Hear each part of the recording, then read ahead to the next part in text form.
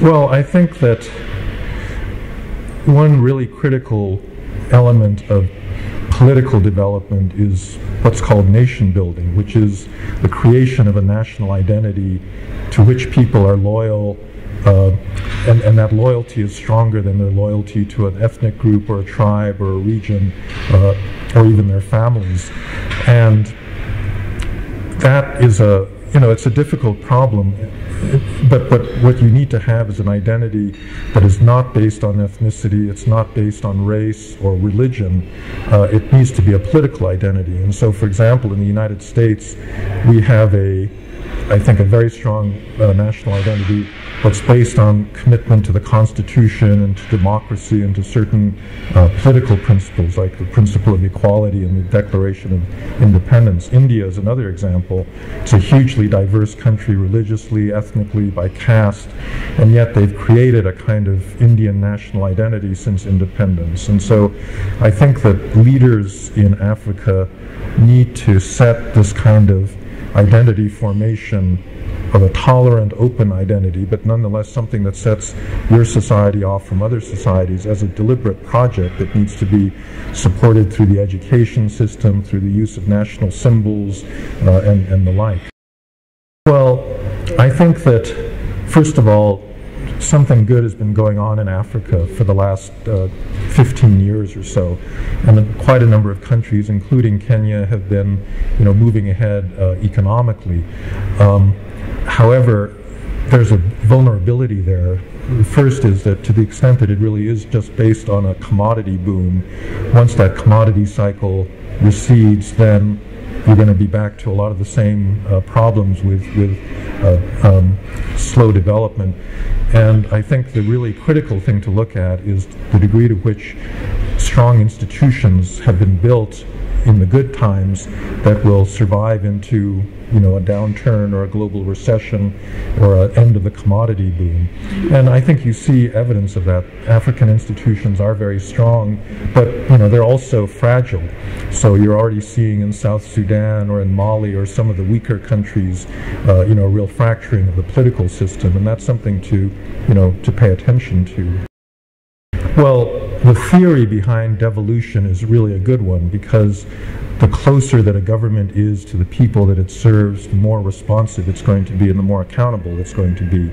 But the problem is that the design of the devolution matters a great deal. And you've had instances where you've had devolved powers that haven't worked well. And so part of it depends on what kind of fiscal resources are available to the localities. Partly it's a matter of capacity.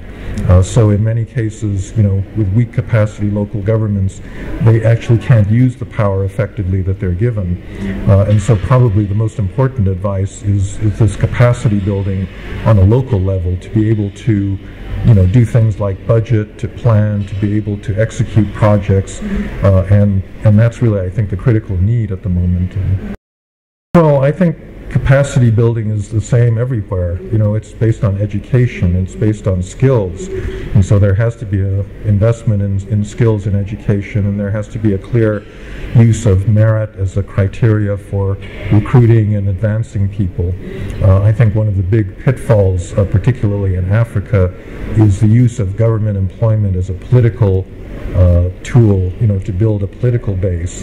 And this is an area where, for example, I think a lot of East Asian countries have a big advantage because they've got this strong historical tradition of meritocracy and civil service as a result of education. And I think that you need to establish that norm and that practice more broadly in Africa. A benevolent dictator is something that's good in theory, but oftentimes doesn't work in practice. And the key word is benevolent. So, yes, Lee Kuan Yew was a pretty good dictator in terms of promoting Singapore's development. But the question is, where do you get a Lee Kuan Yew? And I think if you look at the record of authoritarian government in Africa, it's terrible. You know, you've had all these Bokasas and Idi Amins, or all the generals running Nigeria that were dictators, but they weren't benevolent. And the thing about East Asia, the East Asian model, is that there's a whole cultural support for an elite that is based on education and merit, and that's something that really hasn't existed in Africa. You know, it's a tradition that's more than 2,000 years old, so it's very deeply embedded, and you know, the other countries like Japan and Korea and Taiwan in that region, you know, share in that. Now, it's not everybody, people aren't condemned by their histories to certain paths, and so I think that's a tradition that can be built in other societies, but I don't think that it exists strongly enough in Africa right now for anyone to feel safe arguing that we need more dictatorship. You know, democracy is more than just winning elections. It also has to do with individual freedoms and constraints on the state, you know, that make sure that it doesn't violate people's rights.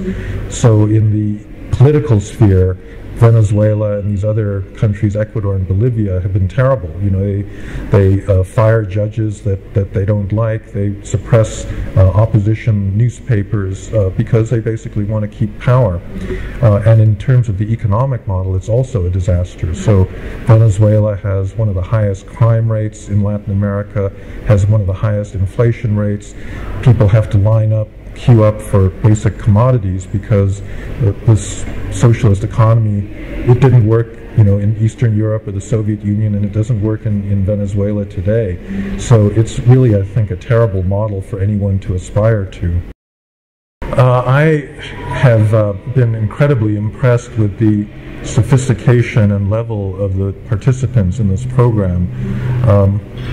We've taught this same curriculum in South Africa a couple of times at the University of Cape Town, and now we're doing it here at Strathmore. And I must say, you know, in all of these cases, I've been just amazed at how, you know, well-educated, sophisticated all the students have been in terms of, you know, really strong appreciation of very complex public policy issues and their willingness to engage. We proceed not with normal classroom-type lectures, but with case studies that involve a great deal of interaction and discussion. And I think, you know, everybody has been just amazingly good as participants in that, and very critical in their thinking and sharp and so forth. So I've been really very pleased with it.